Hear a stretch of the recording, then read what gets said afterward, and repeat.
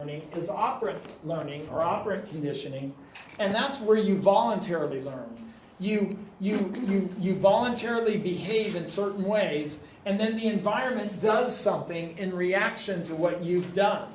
You know, like imagine, I remember that old Seinfeld episode. I don't know if you ever watched Seinfeld, the old reruns, but apparently he was talking to this one woman, and I guess she talked very quietly, and she said, and he got tired and he felt awkward, kept going, could you speak up? Could you speak up? Every time he'd say, could you speak up? She didn't really speak up any louder. So finally he just nodded at her like he knew what he was saying. Well, what he didn't realize is she asked would he wear one of her designs, some type of shirt that she had designed. It was some frilly looking pirate shirt that looked ridiculous. But because he didn't understand what she was saying and felt awkward asking her, he just goes, and so later on, they get to wear the shirt. What you said, you promised, and so he wears this shirt, the ridiculous shirt on the show. And so voluntary behavior is what you voluntarily choose to do, and we know that there's consequences. So by not telling her to speak up loud enough to where he fully understood what she said, the consequence of that was he agreed to something that he really found very disagreeable. But that's what he had done. So operant conditioning just talks about how we do that. And we do that a lot. Most of us do things and then we expect consequences for what we do. Like if you're honest with your parents, a lot of times your parents will say, and I hate it when they lie to you like this, they go, look, I won't punish you if you'll tell the truth. So you go, okay, I did this or that, and it's something they don't approve of. Then they go, you did! And then they want to punish you, and you're going, yeah, but you said you wouldn't punish me. And they don't realize you voluntarily told them the truth, and the consequence was you got punished. And they said they wouldn't punish you, so now you realize in the future when they say that, I'm not going to tell them the truth because they'll punish me anyway. And so they have shaped your behavior by giving you consequences for when you're honest, you get hurt, and when you lie, you get off the hook. So guess what people do, and that's why most of us do lie, is that it saves us from embarrassment or saves us from paying the price for some of the behaviors we've done that are socially unacceptable. And there's good reasons we lie, and it's mostly the consequences are in our favor, or we get rid of bad consequences that wouldn't have been nice if we had done something else. So we choose to do things that give us good things and get rid of bad things. And I would say everybody would probably agree, generally speaking, that's how we try to live our lives. We want the good things to come to us and the bad things to go away. And even though I'm being way simplistic, that's essentially what that approach is about. The next approach or category of learning is cognitive learning. And this is what most people think learning is. They think it's when you think about things and understand them and you know what the ideas mean. And so we call that cognitive learning because it's thinking learning, whereas the others are all based on your behavior. We have no idea what you think about these behaviors. We only know what you do. Here, it's all about what you think about things. So I was mentioning before, like even latent learning, like forming these cognitive maps, you may not realize you've learned something till later. When you need to produce it, you can. And so cognitive learning is this learning, like insight learning, where you figure out how things go together, and it usually comes all at once. If you ever watch cartoons, the cartoon character will suddenly have a light bulb go over their head, meaning they suddenly gain insight, meaning a deep understanding of how things are interrelated and work, and therefore they can now do things they couldn't do without that insight. That's what we do in certain types of therapy, like insight therapy, is we try to help the client or the patient to develop an understanding of why they do the things they do and what forces act on them and what they could do differently if they wanted to. And once they gain that insight, the thinking is that then they can change if they want to. So that's cognitive learning. One other type of learning, which quite frankly I really should indent because it really is a form of cognitive learning, but it's such a major type, I gave it its own category, and it's called observational learning. And we simply learn by observing what others do, and when others that we admire or like do certain things, often we will imitate or copy them. And we expect, hopefully to get the same consequences they get when they do the behaviors.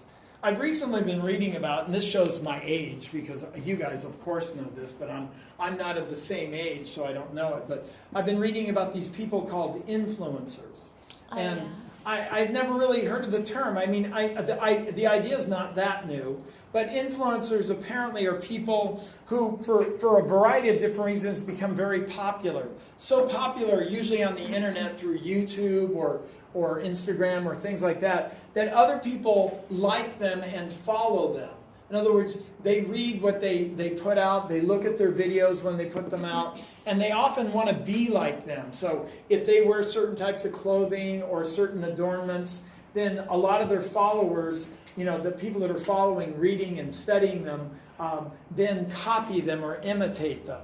Advertisers realize this, and they found one of the most effective advertisements, at least these days, with the advent of the DVR. Most of us don't watch commercials much anymore. So the idea is product placement is a huge thing, where you place products in a movie or a TV show. But better than that, how about someone you admire is using a product or service that the advertiser wants to sell, and you admire this person, so if they use it, are you likely to use it? And so these influencers can literally make six-figure incomes. I was blown away by it. I go, really? Are you kidding? I mean, absolutely. So if you can, if for whatever reason people will follow you, there's got to be usually something something you do or say or are is somehow notable to others and admirable, and then they want to follow you, and you become influential. And because let's say I have 1 million followers, let's say I'm an influencer and I have 1 million followers, then when I say, oh, this style of bicycle is the best, then people that follow me go, well, hey, I want to get one of those. And so the advertiser, knowing that if I say it's good, that more people will buy their stuff, they'll pay me money, not just give me free stuff, that's too cheap. They'll actually pay me money to advertise their stuff as though it were really cool. So after a while, the influencers are playing you. But people don't realize that. They just think, oh, that's what makes them so cool or something. So that would be observational learning, though. You're observing someone that you admire. We call them the model. And then you tend to copy or imitate the model when the model does things that gives them good consequences. And when the model does things that give them bad consequences, we are much less likely to copy them. So in some ways, it's back to operant conditioning, but it's as you watch others. So when you see someone else, like when my brother talks back, my mom slaps him in the face, then I'm thinking, do I want to talk back? Not if I'm in arm's reach. In other words, no. And so do you see how you learn? By watching others. You do. And that's why, in fact, I hated it when I was a kid. I was the oldest child in the family. I had a brother and a sister, and they're both younger by 2 years apiece. So a 2-year younger brother, a 4-year younger sister. And my parents would always say, you're the leader of your brother and sister. So whatever you do, they're going to copy. So if you do bad things, they'll copy. If you cuss, then they will. And there was some truth to it, because they both, for whatever reason, liked me and found me admirable, I guess. And so I was an influencer with two people. And so the idea being that my parents would always want me to behave better than I really wanted to behave for my brother and sister's sake. And because I did love my brother and sister, and I wanted them to, deal with life reasonably well, then I would try to live up to the standards my parents had set for me. Not always, but often I did. And oldest kids always get that. If you're the oldest kid in the family, you know what I'm talking about. If you're not, then it's not that deal. You got a different deal. You really can go your own way if you want. But the oldest kid is always put up as the paragon of virtue. That's why when we get in trouble, it's really bad for the family, usually. So with that in mind, let's take a look then at Pavlov, the father of classical conditioning. The weird thing about Pavlov is he actually isn't a psychologist, but he's in every introductory psychology book you'll ever find. I've never found a book, and I've read a lot of them and reviewed and written some stuff myself on it, and I've never seen a book that was an introduction to psychology that did not have some, at least mention of Pavlov, if not a section about him. And yet he's not a psychologist, he's actually a biochemist by training. And what he was into, and he won the Nobel Prize for this, in digestive physiology. Now, some of you might remember the definition of anatomy. What was the definition of anatomy? Just raise your hand if you would, if you can remember. What is anatomy? The anatomy of something. It's. Go ahead. Yeah. What makes it up? Yeah, it's the parts of the biological system. If we're talking people, it's the organs, the arms and legs, the bones, the parts that make up the human being. But physiology, does anybody remember physiology? That's the more interesting one. Yeah, the function of the parts. So, Lily, what was digestive physiology then, based on logic? So that would be the function of the digestive system. You got it. And that's what he won the Nobel Prize for. He's like most scientists, they're kind of curious. They're like 10-year-olds that never grew up. They always go, why? Why? You know, like little 10-year-olds do. And so Pavlov wanted to know, how does a loaf of bread turn into energy in a person's body? You know, in other words, how does that loaf of bread somehow, we take it in and then we get energy and we move around the environment and we stay alive? So he was interested in that. And so the first thing, like any good scientist, he observes people and food, in particular bread, since that was his initial interest. And he noticed back in 1900, I'm not a date guy, so I don't worry about dates, but I'm only dating this so you have a rough idea when it was occurring. So around the turn of last century, around 1900, he was investigating, how we essentially digest food and get energy from it. And the first thing he noticed was that back then they just baked loaves of bread. They weren't sliced, automatic slicers like they are today. And so, you'd go to a bakery or a store and get a loaf of bread. It was all solid. And then you'd take a knife and slice it if you wanted slices out of it. And so the first thing you notice with bread is if you wanted to eat bread, most people didn't just pick up the whole loaf and just sort of gnaw on it. They usually sliced off a chunk. And usually the chunk was bigger than their mouth could accommodate. So they'd either rip off a smaller chunk or they'd saw off another even smaller little piece. Then they would put it in their mouth and start to chew it, grind their teeth against the bread.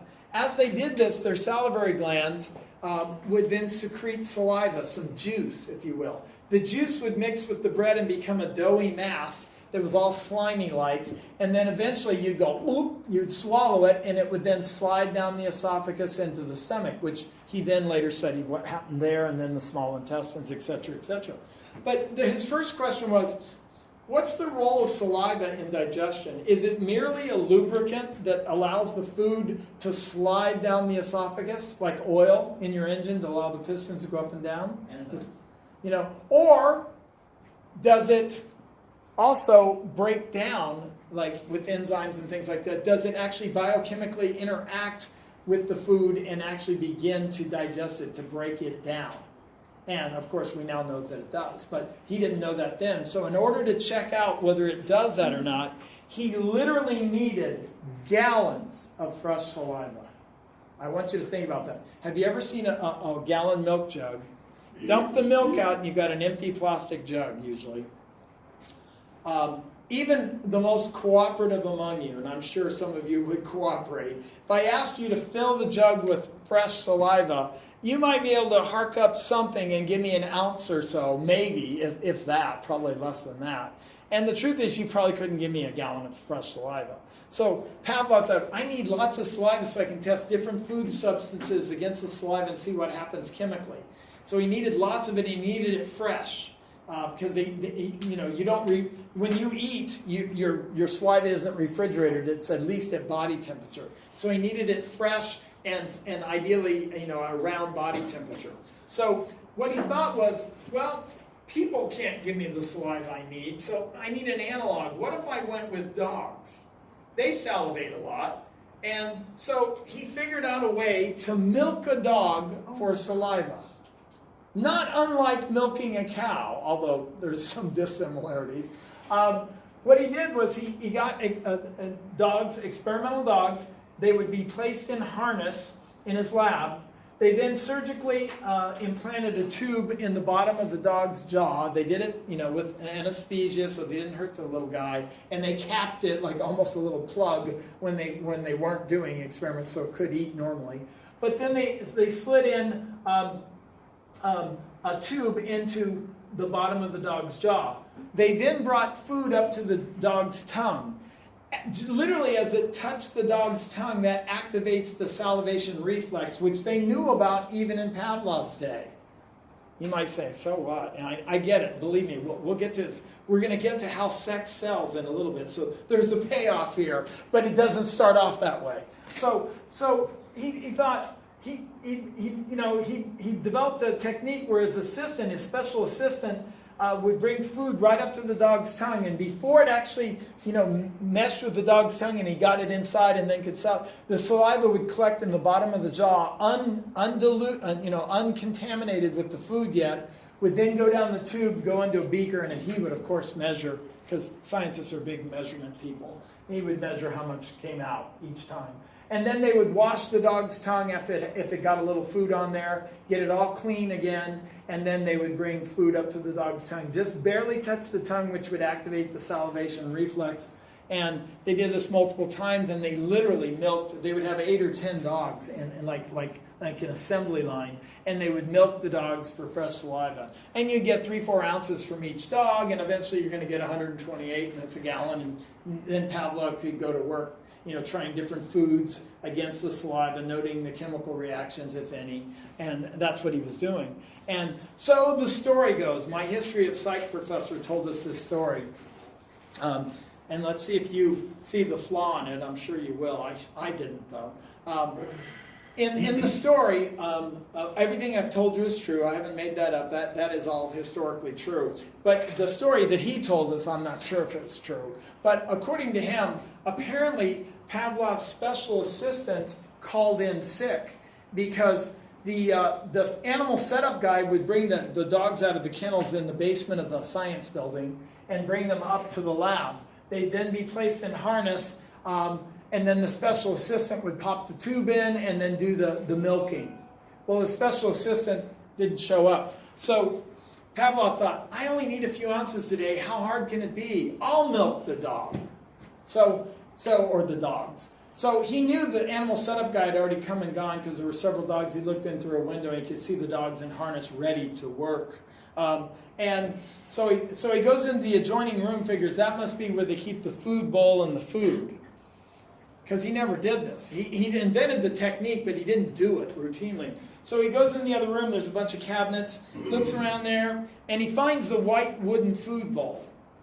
He did find that, but he couldn't find the food. Then he goes, oh, I know, there's some cabinets in the room where the dogs are. That must be where they keep the food, right next to where the dogs are. So he goes in there and rumbles around in the cabinet, and he can't find the food. And just by chance, he looks up with the white food bowl in his hand, and the dogs are salivating. All of them are salivating in their tubes down to the beaker. He goes, what? The only thing that can make a dog salivate is food on its tongue, and I can't find the food, so why are these dogs salivating? So, like a lot of good scientists, he dropped what he was doing for the moment and thought, I want to check this out. I wonder why that's happening. And then he hypothesized, he thought, well, maybe the dogs somehow have associated the sight of the food bowl with food, and their brain, even unconsciously, has associated the food bowl, meaning food's coming, and so you might as well start salivating because food's going to be there in a second or two later.